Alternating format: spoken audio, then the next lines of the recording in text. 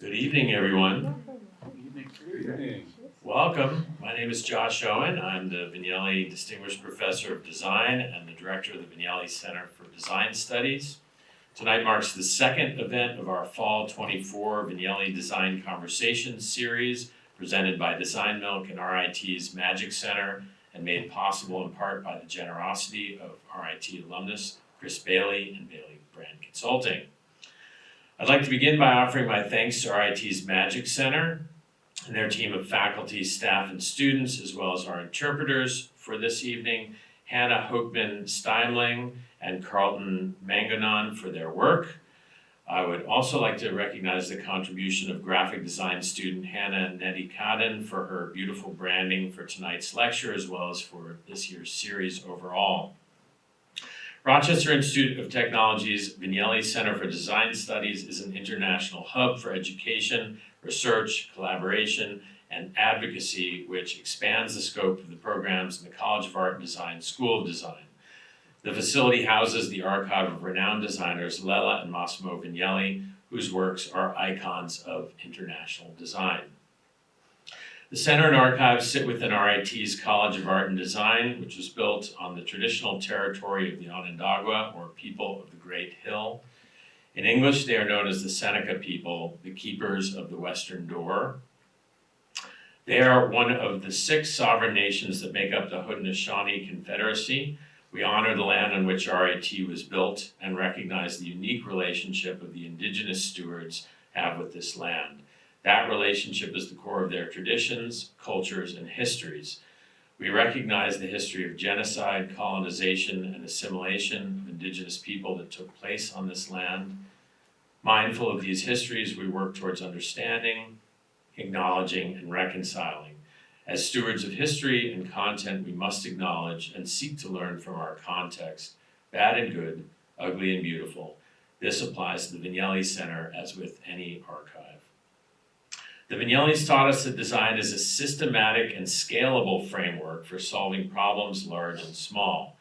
Their philosophy, design is one, leaves us with the universal message that design is a lens through which we can envision a more inclusive and a more sustainable tomorrow.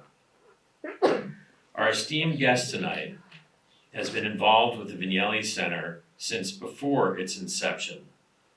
In the years since the center's presence became formidable at RIT and in the world, Chris Bailey has been one of our greatest supporters. Because of his deep commitment to the value of design and the corresponding human capital, his vision and generosity have allowed us to bring some of the greatest talent in the design world to this very podium in order to share knowledge with our audiences. It seems appropriate that he joins our roster tonight to address us himself. Sorry. Chris founded Bailey Brand Consulting in 1985. As president, Bailey is responsible for the overall management and direction of the firm, including shaping and implementing vision and mission. Throughout his career, Bailey has led a variety of branding initiatives for clients ranging from Fortune 500 companies to promising startup ventures. Bailey and his firm serve clients representing a wide range of business categories such as electronics, consumer packaged goods, financial services, food service, hardware, lodging, pharmaceuticals, and transportation, to name a few. His clients have included Aetna, Boehringer, Ingelheim, the Coca-Cola Company, Cornerstone Building Brands, Daiichi Sankyo, Endurance Specialty Insurance, Genentech, GS1 US and GS1 Global, Johnson & Johnson, Marriott International, Martin Guitar, OPEX Corporation, and many, many others. The firm has been presented awards for its branding expertise and recognized by organizations such as AIGA, American Corporate Identity, and the London International Advertising Awards.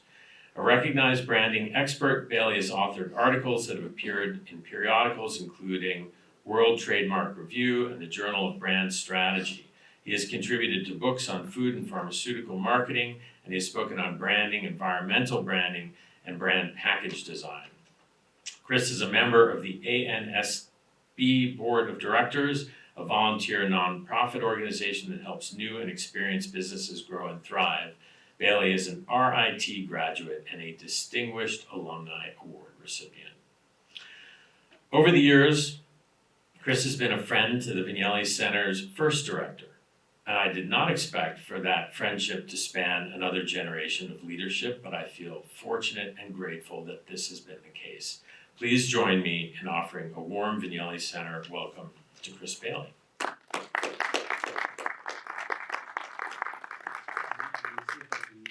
the technology to work. Just bear with me for a second. It worked in practice. Okay. There we go. There you go. So,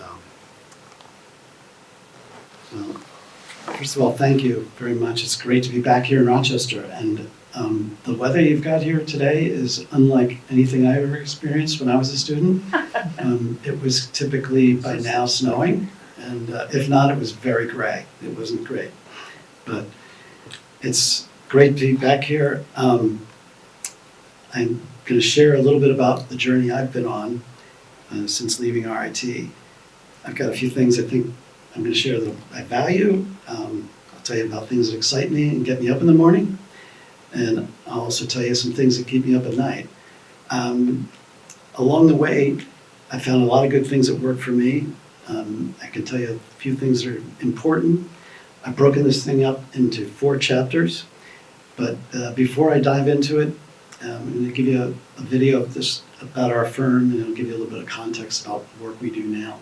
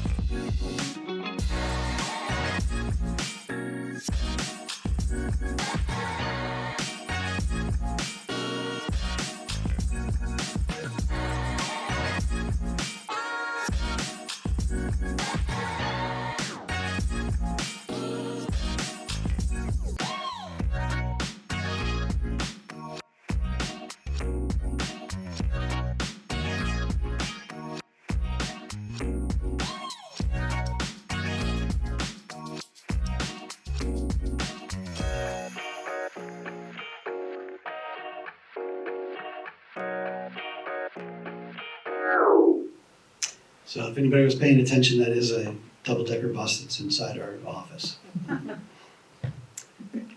So let me start by asking, what gets you up in the morning? What's your passion? What's your why? And if you have ever listened to Simon Sinek on YouTube, he talks about the golden circle, and he really defines the why in depth. So if you're interested, you can see that on YouTube. But the why is a very important thing from our perspective. It's very powerful. Think of it as purpose, the authenticity. It's the cause that drives you, and the why can inspire others to follow. My why has several dimensions, and first and foremost, I value people in a big way. I care deeply about the people I work with. I work with an incredibly talented team, and that team is what drives our success. And equally, I've got the privilege to work with some wonderful clients. Our clients are real people, and they are the faces and the human side of the companies we serve. So depending on the day and whatever's being asked of me, my why can be deployed in a variety of ways, from hunter mode, which is like pitching new business, cheerleader mode to motivate our team, or ambassador mode when I've got to deal with our clients. But ultimately, my why is a continuum of exciting challenges, problem solving with our team for our clients. And my why is about making brands matter. So before I came, and long before I got to that why, when I got to RIT, it was a whole lot different. But today, my why allows me to collaborate with some amazing people, and we get to partner with great clients. And I'm really energized by this crazy business, and I'm privileged to do what I love. So my first years here in Rochester, it was really a maturing period. And, when I got here, I was terrified. And I arrived, my why was so different. My freshman year was terrifying. I felt under-equipped, very unqualified. Everything was way out of my comfort zone. And it was completely about survival. And as you can see, the campus probably looked a little bit different than it does today. But fortunately, I met a host of people that would help nurture and help me along. RIT's community, the staff, the professors, my fellow students, they all talked me in off the ledge and helped me find my way. The new director of the photo school was looking for a student to help on a lecture series that was being funded by Eastman Kodak called the William A. Reedy Memorial Lecture Series. He took me under his wing and basically said, do what you think is right and do your best. And he treated me like a peer. That led me to finding a bunch of individuals here at RIT to work with, and then as well as the outside business world. And they've influenced much of my college years and as well as throughout my career. Over the 4 years I was here, I met many new people, but however, five stood out, affecting my future in significant ways. So Rudy Muller and Vince Lasani were both successful photographers, and they would eventually hire me after graduation. Max Lamont was a global design leader, and he would ultimately become a client. And then there was Saul Bass, an iconic designer and filmmaker who would hire me here at RIT to shoot a short segment for a film he was working on for Robert Redford called The Solar Film. So I stayed in touch with Saul following graduation, and he and his company was a big inspiration for me. My conversations with him really helped me shape the future vision for what kind of firm I would want to build. And Saul's work was in a broad range of disciplines. He did titles and posters for Hollywood movies. He created some of the most iconic corporate identity programs, and he also did a lot of package design, short corporate films, but branding at the highest level. And Saul Bass was a master storyteller. And then there was Roger Remington, who had become a lifelong friend. He's referred great employees to us over the years, and he's how I became involved with the Vignelli Center. And I'll go into that a little deeper shortly. But I learned a ton here at RIT. I learned the power of developing and maintaining relationships. And relationships are really powerful. They will fuel your career. And take it from me, that's been the elixir that's gotten me very far. But I learned how to accept what I was good at. And then it was pointed out to me while I was here, a lot of the things that I was really bad at. So, which in turn taught me to seek out and collaborate with very talented people and passionate people that really can make or break you. I also learned to embrace ambiguity and see the opportunity in the unknown. And most of all, RIT taught me to be a problem solver. So a little bit about Roger. I met him during my junior year during the lecture series when we landed Saul Bass as a speaker for the spring. My role for the lecture series was to basically promote it, market it, and get people into the event, coordinate all the details when the speakers would be in town, serve as their handler and their driver when they were here in Rochester. And so when Roger heard that Saul Bass was coming to town, I became his new best friend. While I never experienced Roger as an undergrad student, I've had the pleasure to have an independent study with him. And he was basically known as Obi-Wan Kenobi to all my friends at school, so hence the poster that we did for him. But the highlight of my postgraduate career with him has been working on the Vignelli Center and watching him do his magic. Roger had a vision for the Vignelli Center, and he had the persistence to make it happen. And to make it happen was nothing short of a miracle. There was a ton of moving parts, multiple personalities involved, and key stakeholders that had different agendas. And Roger navigated the whole thing, and it was just amazing. And he taught me the subtle art of arm twisting along the way. So he just made it look simple. But the force is strong with Roger, and it's a true testament in his sincerity and his purpose that Roger was able to make the Vignelli Center dream come true. So, and I feel very fortunate that he invited me to be on his team, so thank you, Roger. So, early in my career, I worked for two individuals that I met through this lecture series in New York City. As mentioned, Rudy Mahler and Vince Lasani were very successful photographers. Rudy was a trained engineer, so he was a very precise guy, and he had a very precise way of working. And the bulk of his work was all food photography for packaging. Vince, on the other hand, he was perhaps the most unflappable guy I've ever met. Before becoming a photographer, he was a World War II bomber pilot. He was shot down twice. The first time he went into the Mediterranean, he got rescued. They put him back in another plane and he was sent back out. And then the second time he ended up in a POW as a POW in Berlin. But Vince was an amazing architectural photographer. We did a ton of work for magazines such as Architectural Digest and House Beautiful. And working for Rudy and Vince increased my problem-solving skills by 10x. And they also taught me a new skill that was key to survival in the Big Apple, which was basically learn how to read minds and make yourself indispensable. I then was recruited to work in a management and sales position in Philadelphia at a photo studio. And after a few years there, I joined a design firm and marketing firm as an account executive. And that really was my big pivot. It was transformational, in which I was now working way upstream and getting a rapid education in strategy and the creative and marketing world. The firm I joined was a result of NW Ayer pulling up roots and leaving Philadelphia. And NW Ayer was the first advertising agency that was really founded in the US, and it happened to land in Philadelphia. But by 1974, they felt like they grew out of the city, and they felt like they had to be on Madison Avenue. So many of the employees chose to remain in Philadelphia, which flooded the region with a bunch of talent and created a whole new set of ad agencies and design firms. So many of those leaders joined some corporate side, and so they went to the client side of the business as VP of marketing and presidents of regional city businesses there. So you see where it's going. Relationships can really be the seed for starting businesses. And so the firm I worked on was one of those. We got clients like Alpo, DuPont, FedEx, and other big brands at the time.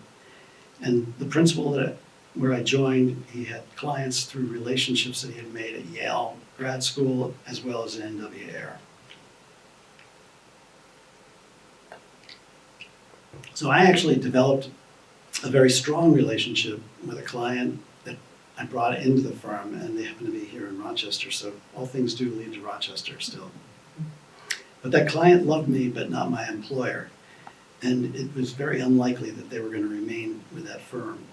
But that client also took me aside and encouraged me to, in so many words, start my own firm, and that way we could continue to work together. So I was young, daring, naive, probably stupid, crazy, but I did it. So that sort of spawned the beginning of the early Bailey years. So I founded Bailey in 1985. I tucked my parents into a $10,000 loan, which they didn't have a lot of money, so they ended up taking up a second mortgage on their house. We started operations in my one-bedroom apartment and quickly moved to a larger space. I was able to pay my parents back in 4 months. They had no idea what our business did, and they were just hoping it was legal. Our little firm grew from 3 to 10 people in a very short period of time, and we were very fortunate to get a good start.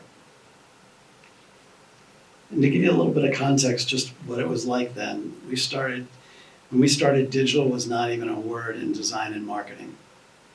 I think it was much more of an analog game. Pencil sketches, marker renderings, phones were landlines, meetings were face-to-face, and we had conference calls, FedEx and messengers. We basically move around important documents and prototypes. Production files were basically on boards and all done by hand. Typesetting, photography, illustration was all done outsourced. We had no internet, we had no cell phones, and TV consisted of 2 to 4 channels. Ted Turner, whose network was launching a little 24-hour news concept called CNN. But in those days before we had computers, it was most likely it would take about 200 people to do what 35 to 40 people do today. So over the course of my career, I've seen a lot of things change. I've experienced much change in the world of branding and marketing. And in my early career, companies really controlled the message, everything about their brands. All the messaging, how the brands would be seen, even who the brands would be seen with. Consumers got their information through a tightly controlled world of TV, radio, billboards, magazines, and newspapers. Packaging was a silent salesperson on the shelf, and product brochures and other print told the long story of their brands. So today, the pendulum is really swung to the consumer, and consumers have infinite choices. They interact with brands through the omni-channel world. Consumers play a huge part of the success of brands and how they're perceived through word of mouth. They're doing reviews, and they share how they fit into their lifestyle. For brands today, change is definitely certain, but progress is not always happening. And so over the course of my career, I've seen many well-established brands die because they've lost relevance. And in some cases, there have been many brands that we've worked with that just basically forgot the consumer is king. And so it just ended. So let me go back to my story. As mentioned, I had many individuals with whom I had met, and they inspired me and provided me with much support. About a year into our business, Max Lamont called me, and he's head of global design at Quaker Oats, and asked me if I was interested in coming to Quaker to work. I was so torn in so many ways. Could this be a better and more stable career path? I didn't want to offend Max because, by not accepting his offer. And ultimately, I wanted him as a client. So I called Rudy Muller, my old boss in New York City, and I just said, you know Max very well. What do you think I ought to do? And Rudy, in turn, provided me with some of the best advice I ever got, which was ask Max what he would do. So I asked Max, and he said, hey, I would keep chasing the dream. And he said he would be very happy to be a sounding board for me and provide guidance at any time. So I saw an opportunity, and I jumped in and I just said, well, Max, you're great. I love you. Let me know if there's anything we can ever do for you. And the following week, we received our first project from Quaker. So it's just another way that I learned to leverage relationships. And just a footnote to that story, Rudy sent me a package the following day after I spoke to him. And inside was a rabbit's foot and a handwritten note, and he said, this has brought me good luck over the years, perhaps it'll bring it for you. So I've actually carried that rabbit's foot for some time.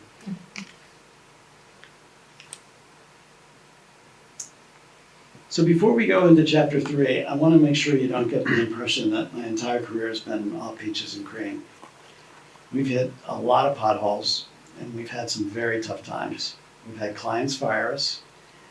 We've experienced the ups and downs of the economy and the business cycles.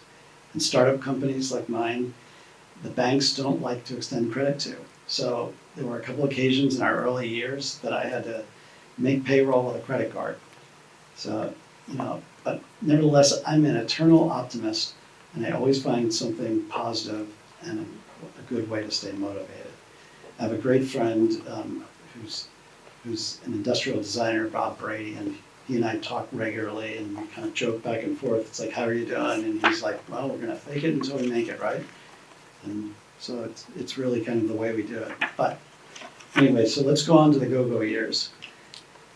So during this period, we did an enormous amount of work in the package design space. I think we worked on almost every category. My teams were like sponges in all the places in the businesses that we worked on. Relationships were critical to our growth and expansion. And new clients would move to it. When clients would move to a new company, we would follow along. And then it just had a major increase and a major impact on growing our client portfolio. And as our clients' careers grew, and so did their responsibilities, they relied much more on us. And as their needs started changing, we basically had to step up and change with that. And so we needed to become more strategic. We had to become just much better thinkers. And one of my favorite parts of my job is when I don't know the answer. It gives you the big adrenaline rush. But the unknown really creates opportunity. And there have been many, many times when my team has wanted to kill me for taking on some new things that we do, but it's made our firm much stronger and smarter, better problem solvers. And it's basically led us to go to this idea of the consultative mindset. So fast forward to today, my firm's why and mantra is we make brands matter. It's the intersection of thoughtful, imaginative problem solvers, strategic thinkers, storytellers, world-class designers that get the privilege to partner with some great clients. In the years since our founding, we've evolved from being a design shop to a strategic brand consultancy that works from research to reality. Our focus today is creating solutions that bring value to our clients' brands, which means making them stay relevant with consumers, helping them with key strategic priorities, solving problems that emerge with the ever-changing world, and hopefully driving the business to success. Our clients tend to hire us for our end-to-end solutions, and we get to develop the plan, the strategy, produce all the creative, and handle the activation. So the next few slides we're going to share will give you some additional insight into the kind of things we do, the broad range of work that we hit, and the various brand touch points we work with. Hopefully it'll demonstrate our problem-solving skills, our strategic and design thinking, storytelling capabilities, and each vignette that I'll show you will have a video that'll kind of capture what the brand's about. So Cornerstone Building Brands is the largest building materials, exterior building materials company in the world, or in the US, I'm sorry. But Cornerstone became a result of two companies coming together, NCI and Plygem, one in commercial and one on the residential side. And it's typically not the same. They typically don't go together, but in this case, they thought it was going to be a good idea. But what that meant is they needed a new name and for the combined entities. And so when the acquisition was announced, we had about 120 days to come up with a new name, a new brand, and also a stock ticker symbol for what was going to be trading on the New York Stock Exchange. So it was a lot to get right and in a very short period of time. So a new brand name means a lot of change and a lot of things to update. So you can imagine you have to go around and hit major things to get them right, and to successfully integrate two business cultures together as well. And in Cornerstone's case, this meant developing an internal brand campaign that basically unified the broad range of employees through a vision and core values that motivates and creates some ownership for them.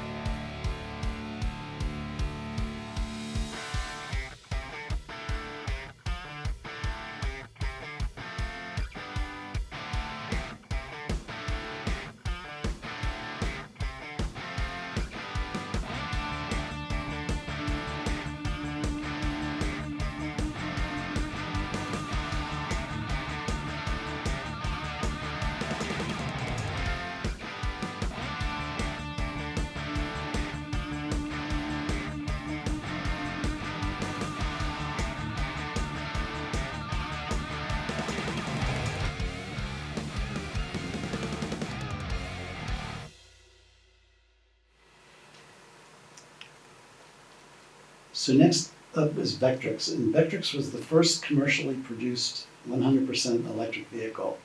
Yes, it did beat Tesla to the punch. We probably got that launched about 6 months before Tesla came out commercially. So it's an interesting story. Vectrix CEO, Andy McGowan, was originally a sailmaker based in Newport, Rhode Island. He also crewed on a variety or multiple America's Cup syndicates. He was slated to go to Australia in hopes to win the cup back from the Australians when he was contacted by Lockheed Martin. They sent him some carbon fiber strips and asked if he could make it into a contoured solid substance. He had no idea what the use case was, but nevertheless he created a prototype and sent it back to them. Several days later, Lockheed Martin called him up and said, "Can you come to our headquarters? We need to talk to you about a top secret program." And that top secret program was the development of the next generation fighter jet, which Lockheed was in competition with several other manufacturers. So to make a long story short, Lockheed won the contract and built the F-22. But shortly after they won, the Berlin Wall came down and the contract was canceled, or actually paused, but on a temporary basis. But Lockheed didn't want to lose the great team of engineers that they had assembled, so Andy was tasked to keep the gang together, so to speak. So as he kept this crew working in a top secret facility, the result was the engineers wanted to build something that was not top secret and that they could actually sell to somebody. So hence this bike that came out.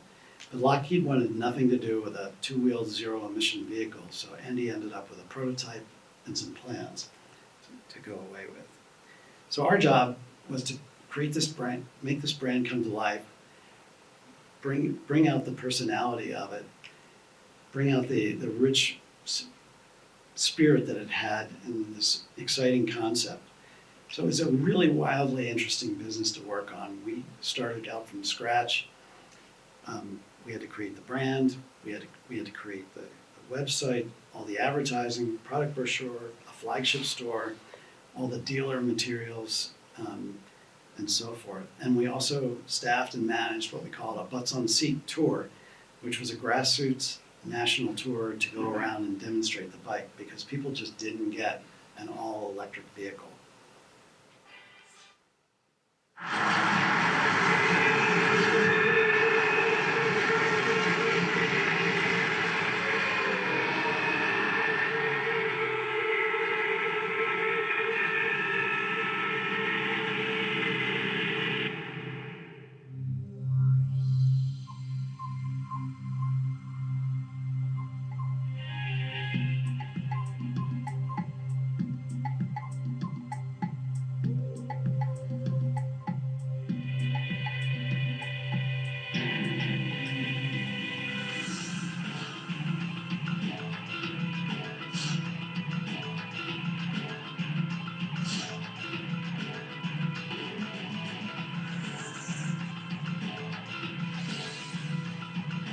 Our vision was simple: develop a high-performance, zero-emission, two-wheel vehicle to help solve today's urban transportation and environmental problems. Introducing the Vectrix electric maxi scooter, the smart choice for urban commuters. Fast, agile, easy to operate, and emission-free. With a top speed of 100 kilometers per hour, rapid acceleration, and a range of over 100 kilometers on a single charge, Vectrix has redefined electric vehicle performance.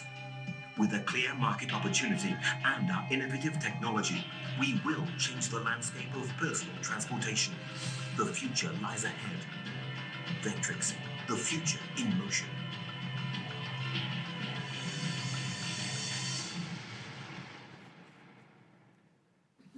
So Vectrix was a product before its time, and unfortunately it didn't survive. And I can't tell you how many products that I've worked on that haven't seen the light of day, but nevertheless, it was an exciting one to work on.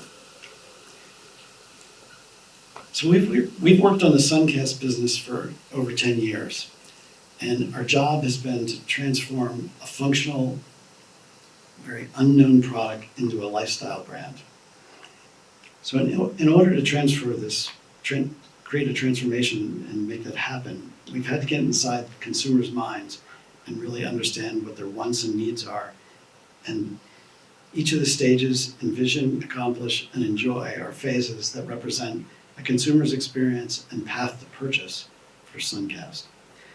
To keep on top of the consumers, we actually maintain a consumer panel that advises us about how they feel about the products, the brand, and the messaging. We also conduct an annual survey every year on brand awareness, which at the beginning was 3%, and today we're over 42%. We develop an annual plan for Suncast that's seasonal. We do, each quarter we do a brand new creative to deploy and through a variety of marketing channels. We showcase a variety of the products and use cases to fit into the everyday consumer lifestyle. And we also work with a variety of influencers to leverage their networks and tap into their followers.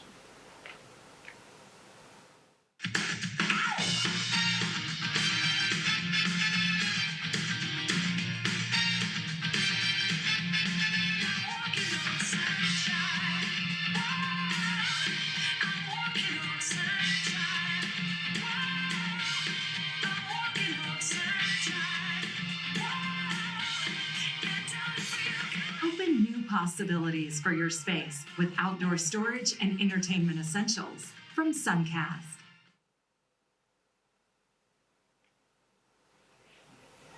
So GS1 is probably the most unknown organization with the most ubiquitous presence. Everyone in this room experiences GS1 in some way or form every day. And when we first started working on the business, the CEO kind of joked around with us and said that the objective for the rebrand was so that he could make it easy for him to be at a cocktail party and explain who GS1 is. And being the wise guy that I am, we actually created these cocktail napkins, and based on all the data and the information that they had given us thus far, and said, just hand these out and people will understand. But GS1 is the most widely used standards in the globe. Everyone knows what a barcode is, but describing what it does ultimately is extremely technical and complex. But essentially, GS1 standards enable machines to read a code and to identify and capture and share the data that's there automatically. And GS1's information standards enable and help with so much, from traceability to product recalls, product provenance, and coming soon they're going to be introducing a new code that'll enable consumers to engage with brands and be able to get a whole lot more access to information that they're interested in. GS1's a global organization, and it's a federated model. It has 116 countries that are member organizations. And so think of it almost like the UN. And when I talk about GS1, I always describe it as this is going to be the closest thing that I will ever get to is world peace. But I've literally attended and presented at meetings with over 90 countries in the audience.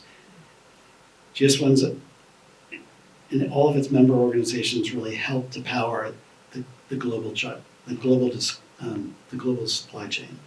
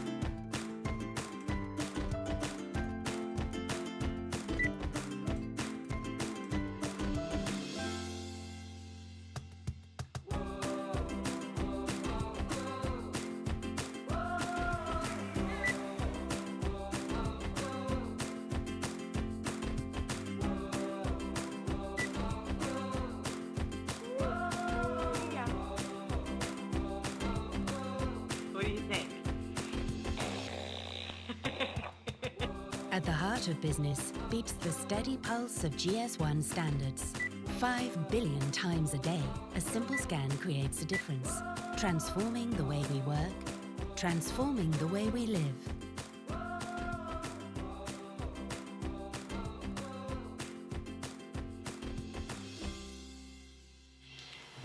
And the baby did that on the first take, by the way.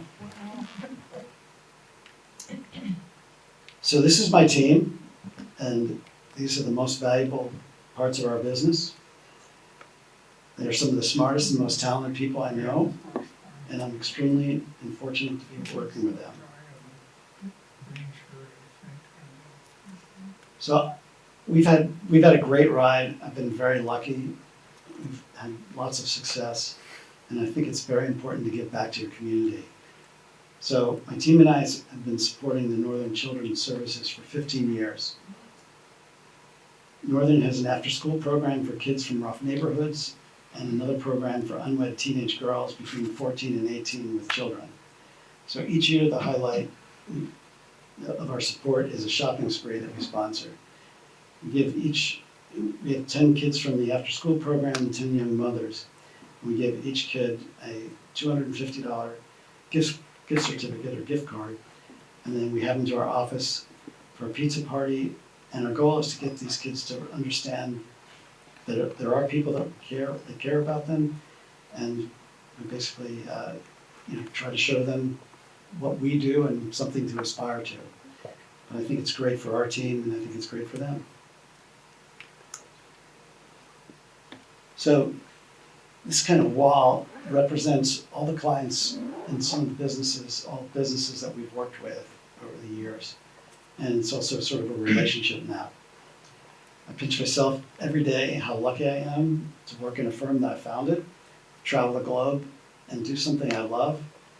And the connector lines to this illustrates how all these people that we've worked with has either switched jobs and they've kind of gone, and this has really been what's powered and built the company that we are today. So, and that's my story.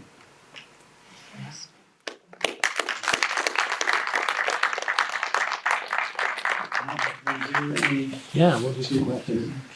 Thank you so much, Chris. So we'll open it up to questions. There's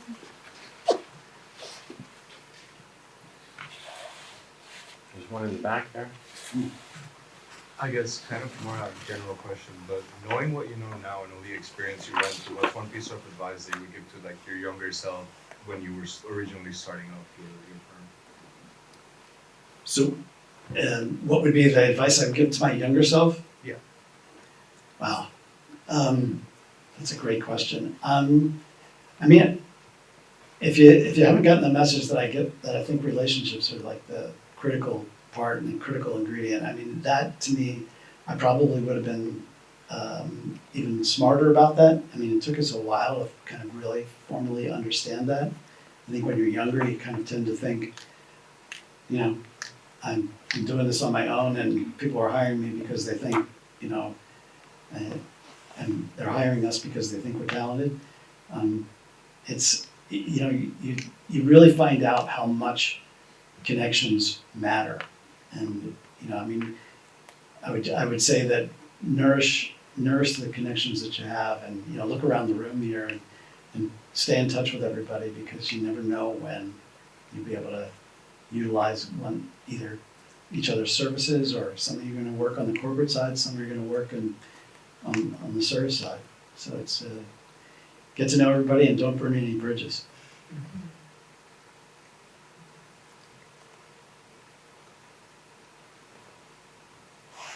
You mentioned early on being fired by clients. I was wondering how you gracefully deal with that. Well, we actually have fired some too ourselves. So, Wow. But you basically have to look at it as life is long, and you may see them again. And I would say, trust me when I say it. Like I have a great network of people that I know, and I think a lot of our clients know that. And so when they get when they get fired or if they get laid off, I'm one of the first people they call. So, you know, and I'm willing to, I'm not gonna burn that bridge if we get fired, you know. At some point in time, you're gonna see him again. It's a small world.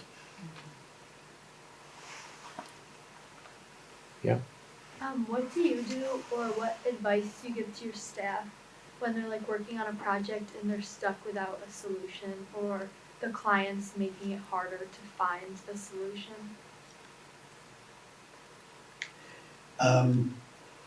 You know, I think one of the things that is critical, and I think it's something we could do a lot better in our firm, is to get up and walk over to somebody else and say, well, you know, take a look at this and tell me what you think, or how would you do it? And I think one of the biggest challenges in this business is that the wheel is reinvented daily, because people get too, you know, heads down, too stuck in what they're doing to get up and just take a breath and say, you know, what would Josh tell me, or what would Roger say to me? And I think, you know, it's just, you know, collaboration is a big opportunity, and just ask somebody to take a look at it with fresh eyes. And I can tell you that, you know, you know, with clients, that's kind of a fine tuning game. You have to kind of go in and understand how they are wired and see how they're going to see things, and then play to that, so you can learn to communicate with them, because it's as much about communicating with them as anything. Now, on the other hand, what would you consider some of your best triumphs in the firm? Best triumphs. Maybe Well, if you don't know right off the bat.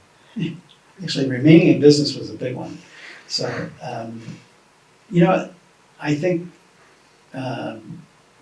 we've worked with some amazing companies, and you know, like I said, I kind of pinched myself. If you would have told me when I was here at RIT that I'm going to be, you know, traveling the globe, I'm going to have international clients, and I'll get to do this thing that, you know, people are actually going to ask me what do I think, as opposed to tell me what to do. And you know, I think that's been a big triumph, you know, to really kind of get to this place where they're very interested in us coming up with a strategy and a plan and something to help the business. Fair enough. Why the double-decker bus? Why the double-decker bus?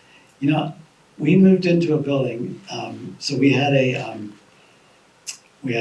big high mezzanine, and so we moved into this building. It was completely gutted. It was a big old warehouse, and so there were windows all the way around. So imagine it like a room like this with windows up top, high. And so we were trying to build a mezzanine, and we were going to put a library in up there, or just a meeting area. But to do that would add more square footage to the building that we were in, and hence it would screw up the parking, which there was not enough parking in the first place. So, in a wise ass moment, I said, "How about a double-decker bus? Is that okay?" And they're like, "Sure, why not?" And so, hence we bought in the double-decker bus. And I've had people come in and ask us, like, "Well, how did you get it in here?" And if it's right, I mean, I actually told somebody, "Well, we took it apart one by one, put it all back together," and then I looked at her and I said, "I can't say that to you. We drove it in because it was being renovated, but it's been fun." Absolutely. Roger. Chris, your career is truly impressive, and congratulations.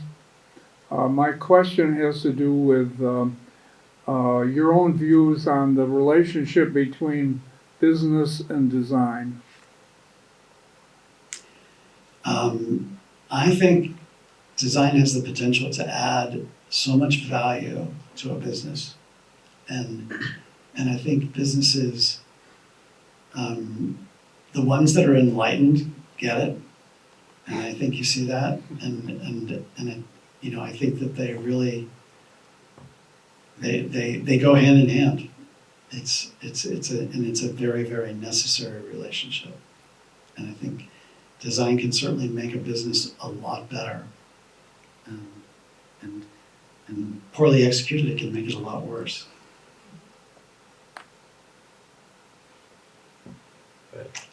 You mentioned one of your favorite parts about the job is when you don't have the answers. Would you be able to speak more on that, how this business has challenged you over the years? Sure. You know, so like when there'll be times when somebody comes to us, and we're actually right now working on something in the animal health space, and they're trying to figure out how do they position something for a bunch of veterinarians, and how do they make it for a bunch of independent veterinarians, and how do they make it attractive? And so I don't know the answer to that right now, but we have to dig in and we have to kind of figure it out, and then when we figure that out, we have to make it happen. But it's, you know, and it could be that, it could be somebody will come and say we're losing market share, or you know, there's a new piece of competition that just came in, and they're now encroaching on our business, and so you know, you just have to kind of go in and figure out, well, how do we make what we've got even better, or how do we make something, position it in such a way that it is more attractive than the competition. Joyce? Watching through some of the different presentations that you made, I was noticing that an earlier narrator had a hint of a British accent. The woman at the end for GS1 also had a hint. It wasn't pronounced, but it was there. So I'm just curious, what makes you move in that direction? That's part one of the question. And part two is, especially for something like GS1, which is international, are your presentations translated into all the different languages, or do you use English because it's more ubiquitous and, you know, most people go with it at that point? So with GS1, you know, it's a standards organization, so English is the standard, but it's, you know, it's always, it's difficult because it's our first language and it's not anybody else's. Mm-hmm. And so we do a lot with subtitles and stuff that we do for them, but we try to avoid having just an American voice, you know, just, you know, blatantly American voice, because it is such a global organization. And the British accent that you heard from on Vectrix, they did an IPO, an initial public offering on the AIM market in London, and so that was really, that video was really made for the road show for the team to kind of go out and sell to all the stockbrokers there in the UK. Chris, I have a question for you. You were friendly with the Vignellis. You were moved to be part of the conversation that landed the Vignelli Center here at RIT. My question to you is, what does the Vignelli Center mean to you, and why is it important? Right. Well, that's a big one. I mean, listen, I thought when Roger first started talking that he was going to that Massimo was going to give his archives to RIT, I was like, did you hold like a gun to his head? Like, how did you do that? You know. But listen, I think you know, you said it today. My diploma is worth a lot more money than it is when I graduated, and RIT has really blossomed. I mean, you guys are lucky. You're at a place that's amazing. You know, I mean, it was cool when I was here, but it's amazing now. I mean, it's just it is a remarkable thing, and so I think the Vignelli Center just basically takes RIT and the School of Design and just the whole concept of what RIT is up multiple notches. Okay, we'll take it. Thank you. Yeah.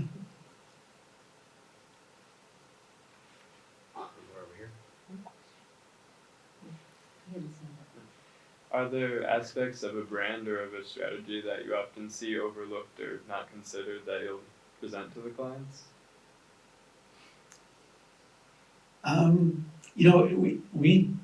We try to, it's actually a great question, by the way. So I think one of the biggest things that we try to do is to make a discussion as strategic as possible and not let subjectivity get into it, because it just becomes a beauty contest if you're not careful. And so we try to have reasoning for everything we're doing so that the discussion is not, it's not my favorite color. It's like, your favorite color doesn't matter, dude. It's like, what does the consumer or what does this customer see and want? And so it's important to kind of get people, thinking about the right things when you're kind of trying to make some big decisions. Hopefully that answered your question. Thank you. We'll take one more from Roger. Chris, at one point, I recall that your group was involved in an international consortium, which I thought was very impressive at the time. I'm wondering, is that still in existence? It is. We originally had a group of 5 firms, one in Paris, Barcelona, where else were they? But both Paris and Barcelona have dropped, and then we have Taiwan and Germany, and so Germany and Taiwan, we're still together. We still do some things. And as Germany came over to us one time, they had one of their clients who was licensing the Stetson brand, and I don't know if you guys know the Stetson brand or not. It's kind of generationally kind of gone through a variety of things, and people look, and so a younger generation might think it's like really cheap cologne from Walmart, and people like our age will say it's boots and cowboy hats. But they were trying to go for boots and cowboy hats with a bourbon they were licensing in Germany. But the Germans sent us over this thing, and they had like a Statue of Liberty on the label, and we're like, that is definitely not it. And, so we actually ended up helping them with that quite a bit. But we use each other for, we have a bunch of clients that have products that go global, and so we'll have them help us with market intelligence and just understanding what's right in a different market. But so we continue to work with them. But it's a fun group. All right. Well, I want to thank you so much for Thank coming you. tonight, Chris. Thanks everybody for joining.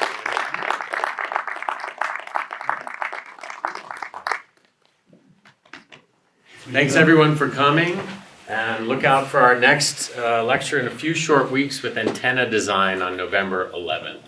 Hope everybody has a great night. Thanks, everybody. Thank you.